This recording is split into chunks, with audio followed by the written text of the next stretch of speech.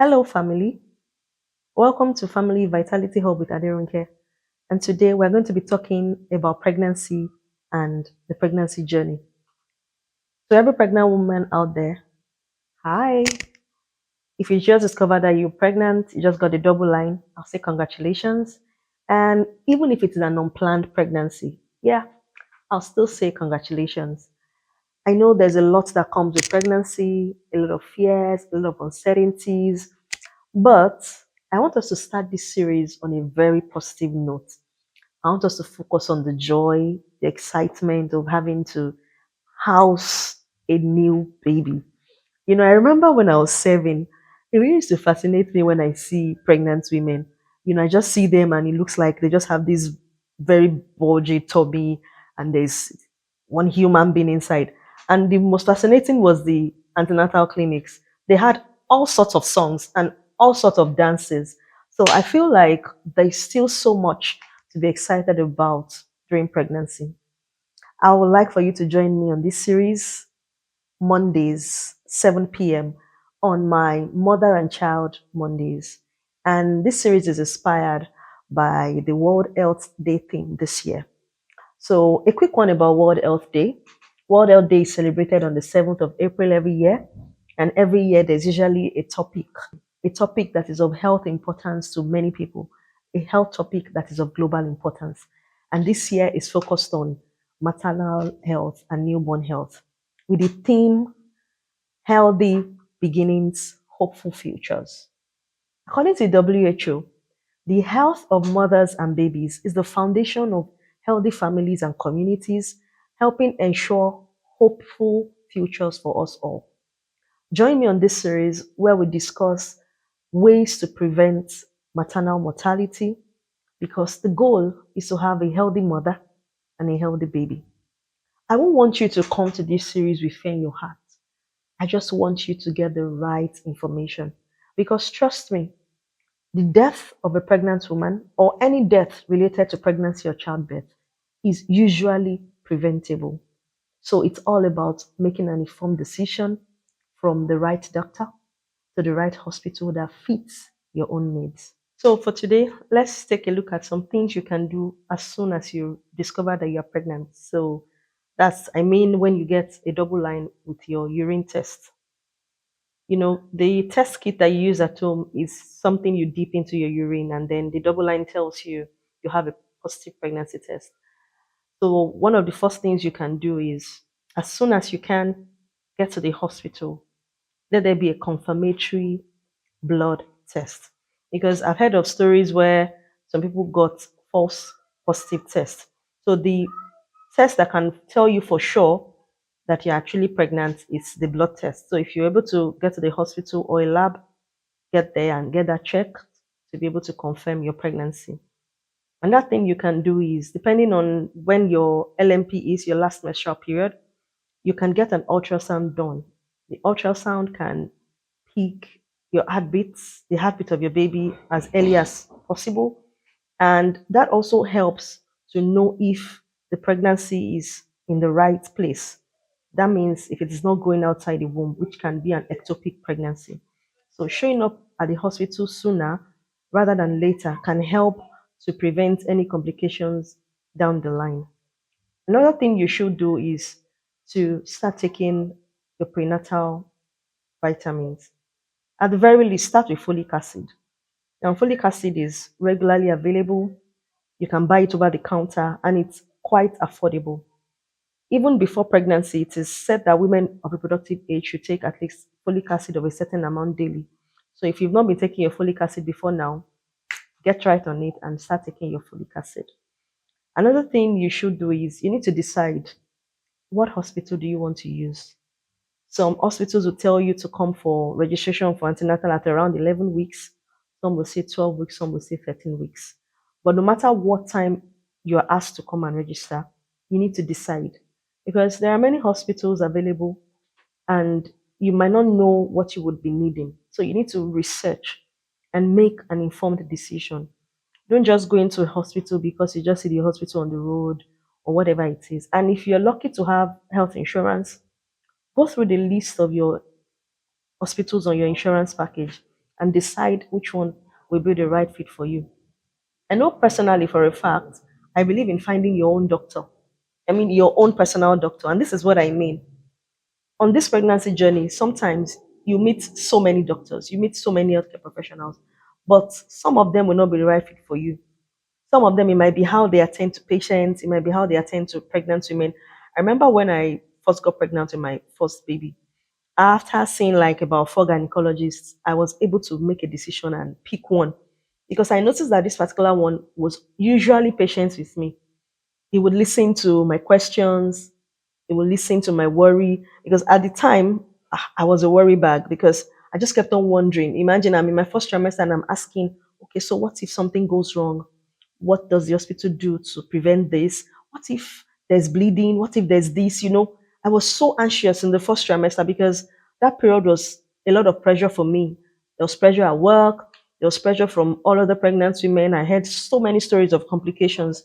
So it really, really made me under pressure. So, but this doctor would take his time at every appointment to calm me down. He will listen. He will answer the same questions over and over. The question I asked at the last clinic, he would ask it. He would answer me again. Sometimes they would check my baby, and then I'll be like, the sound, is that sound strong enough? Hope it's not that the heart is not beating right. All sorts of things. And despite having theoretical knowledge of what pregnancy could be, when it was my turn experiencing it, trust me, for me, it was different. So one of the things that helped me was finding my own doctor. I call him my own doctor because it was just what worked for me all through my pregnancy down to delivery. And so for my second baby, because of that doctor, I went right to the same hospital. So you need to decide early and then be on the journey to find your own doctor. Another thing you need to do is to start eating healthy. Maybe you, for one, before would just eat anything. Maybe you just didn't care. This is the time to care because your baby needs all the nutrients for brain development, bone development, all of the developmental stages. You need to eat right. You need to start switching your food to healthy options. You need to cut out alcohol because excessive alcohol during pregnancy can even lead to low birth weight. It can make your baby of a very small weight. And if you're a smoker, you need to begin to find steps and action plans to quit smoking because it doesn't do any good thing for your baby. Another thing you should do when you discover you're pregnant is to check your current medications. You see, not all medications are good for pregnancy. I recall that someone told me a story how she had headache when she was pregnant and she wasn't feeling well, and somebody said, oh, maybe she had malaria, maybe she had this, maybe she had that. The person just gave her a combination of medications, just friend to friend, colleague to colleague. So not like they were doctors, not like they were healthcare professionals. And she just took the medications, and within few days, she actually had a miscarriage. So you need to check your medications. When you get to the hospital, let your provider know the current medicines you're taking, the current health challenges you're dealing with, because some of them you might need to switch your medications from one thing to another. And another important part of checking your medications is that some medications can cause birth defects. There was a tragedy in the 40s and the 50s where pregnant women were given a particular medication for nausea. It was a sedative, it could help with morning sickness, and then it was thought to be safe. But it was noticed that that period, all the kids they had that period had missing limbs. So medications that you take can actually impact your baby. It can make your baby not form properly. Imagine having a baby without legs. Imagine having a baby without your hands, and it will be your fault. So you need to begin to take note of these things. And lastly, start to get informed. Become literate when it comes to pregnancy matters. Fortunately, we're even in an information age. It's no more the time where you had to go to the hospital before you could find information. There is telemedicine, there is all sorts. We have options now. I recall I was asking my mom when I discovered I was going to have a baby boy for my first baby, and I was so excited. Everything blue was just calling me. Everything was fancy. I just wanted blue, blue. And it just occurred to me that what if there was no technology to know the gender of the baby? So I asked my mom, I said, So in your time, you guys weren't really doing scans. So how did you prepare for your baby? And then she said, well, it was the usual at the time, so we didn't think we were missing anything. But what we just did was we tried to buy neutral colors. So does it mean you not buy dresses? Or what if you buy a dress and you have a boy, you know? So she said, well, they copped and they just bought the creams, and blues were not really peculiar to boys at some point. The boy can wear pink. And so it wasn't this very, very gender specific, you know. So all of this information is now available at your fingertips. You can find gynecologists that you can chat with. You can ask your hospital if they have any options for telemedicine for pregnant women. You can find out if you have doctors to call 24/7. So start getting informed. If you find books on pregnancy, buy them. If you see books online on pregnancy, read them, begin to get informed, because much more than worrying during pregnancy, it's important for you to be able to advocate for yourself, you know. Sometimes you might feel some symptoms that are similar to what other people feel, but you know for a fact that you're not feeling okay. It's your duty to insist and tell your healthcare professional, I think I need to be checked. I think something is not right. But if you don't get the right education, if you don't know what is going on in your body, you don't even know what trimester you are in, you need to start documenting. Some people don't know their LMP to start with. So for people like that, we have to like rely on scan, and the scan will now give an indication. But once you confirmed your pregnancy, you need to be very vigilant. You need to understand what is going on in your body. You need to prioritize yourself. You need to prioritize taking good care of yourself. And to every family member in a family where there's a pregnant woman, I want to ask and appeal that you give this pregnant woman all the support that she would need. One time someone told me a story of how when she was pregnant with her baby, they weren't so financially buoyant. And so they weren't really eating well. They didn't have so much food. And that there was something somebody did in the house that really pained her. And I'm like, what's that stuff? I thought it was something really big. And then she said, oh, she bought some fruits. She was just able to buy like a mixture of maybe 500 naira. So oranges here, watermelon there, 200, like that, just a mixture. And she really wanted to have the fruits.